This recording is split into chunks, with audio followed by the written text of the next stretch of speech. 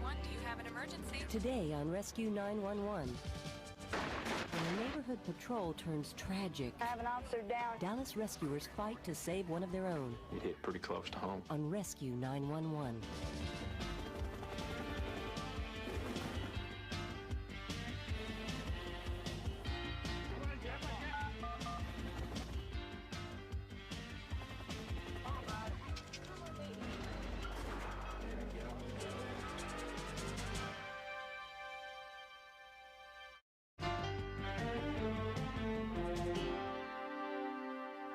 No one knows better than the police how violence is changing the landscape of America.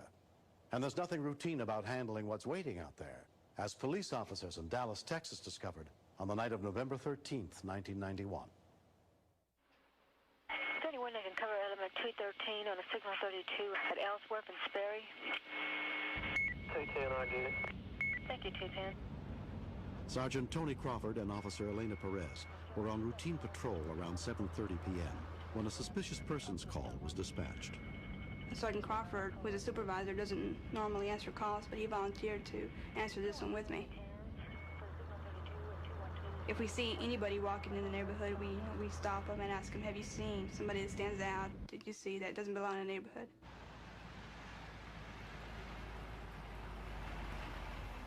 Sergeant Crawford told me he didn't see anything, and then we were interrupted by the second call. 248, take the signal 32 at Wendover and Wabash. It's going to be at the Lakewood Elementary. 210. 210? Yeah, it's related to ours. You can go ahead and see it in our box. Dallas Police Dispatcher trainee Isabel Huerta was on duty that night. I was going to send two other officers, and Sergeant Crawford said, no, that's related to our call. We'll go ahead and take it. Why don't you go down and see if you can talk to them? He asked me to go talk to the complainant, and he was going to drive around and look for the suspects.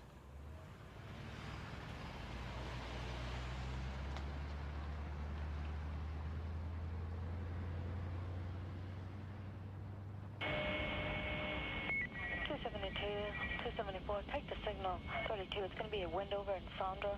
Three black males walking in above area.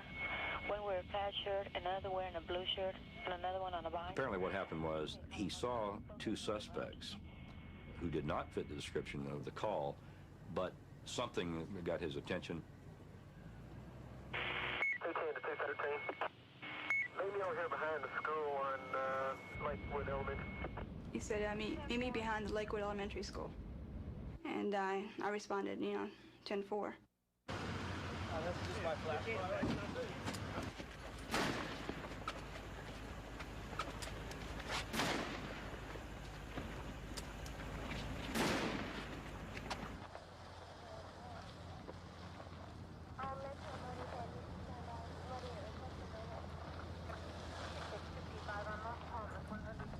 When I got there, I saw the vehicle with the headlights on, the driver door open, but I don't see him anywhere.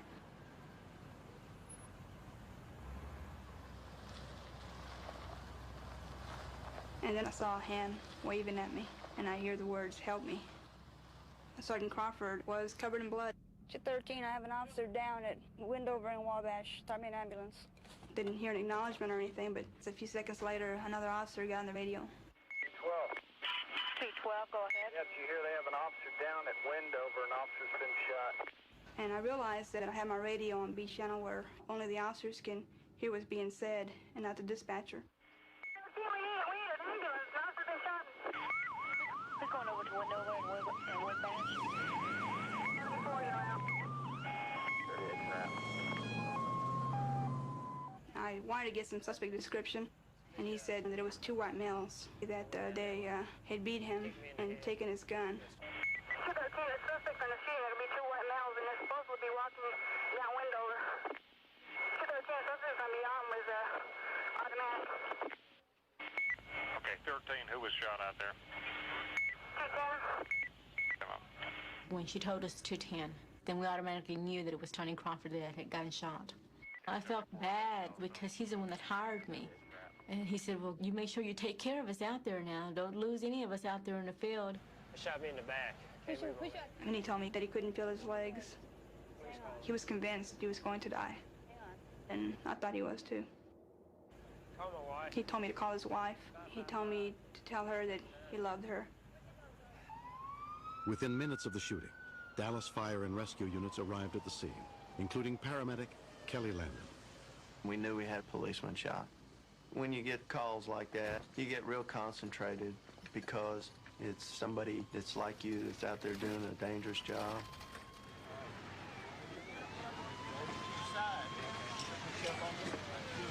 He was having diminished feeling from mid-thigh down, and I asked him to move his feet or toes for us, but he could not move his feet.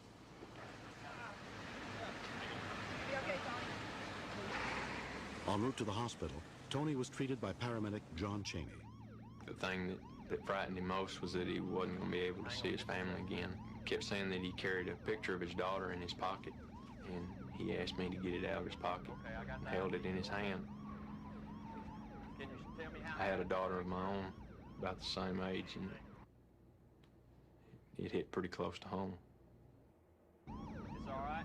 Tony's wife, Pat, was bathing their daughter when she heard a knock at the door. I saw the two police officers standing there. The female police officer said, "Your husband," and it just clicked right then. And I asked her, "Is he dead?" And I just started crying. At Baylor University Medical Center, 31-year-old Tony was examined by trauma surgeon Michael Foreman. Anytime that it's a policeman or a fireman, they're more like family to us when they come to the emergency room.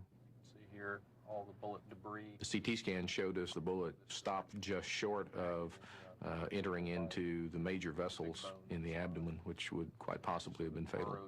But his spine was effectively severed. And once the spinal cord has been severed, there's no hand that can put it back together. More than a year after the shooting, though paralyzed from the waist down, Tony is winning the battle to lead a full life. For 3 months after the shooting, I was in rehab, 8 hours a day, 5 days a week. I was left in the hands of some wonderful therapists. They said, "This is what you need to do to be back out in society, to take care of yourself," and that's what I did. Tony went back to work for Police Chief Bill Rathburn as Employee Relations Coordinator. He's a very, very bright, delightful person to have around, one that helps me enormously. His value to the department is not in his legs, it's in his brain and in his heart. And so I think he has a lot to offer, so I think he has a very bright future. The young man who shot Sergeant Crawford, an escapee from a juvenile detention center, was found guilty of attempted capital murder and sentenced to life in prison. The second suspect pleaded guilty to aggravated assault and was sentenced to 10 years. 1, 2, 3, jump. Whoa! We have a life to live. We have each other. We have a daughter. We have a lot more than what a lot of people have, and we're happy. My family my wife especially, has been my kick in the pants. She has been wonderful. And my daughter kept me active because she's 2 years old, and she hasn't let me have a moment's rest. Thank you. I was using on my nose. The situation made me realize that the main focus that we should have is our children. Tell them every day that we love them, and tell them every day that they're doing good, and to take care of them and help them grow. Good job. In 1992, Tony was chosen by the Texas Rangers to throw out the first ball on opening day. He's exceptional, absolutely exceptional human being. People know him, they know that he's forgiving, they know that he's determined, and that has really touched people.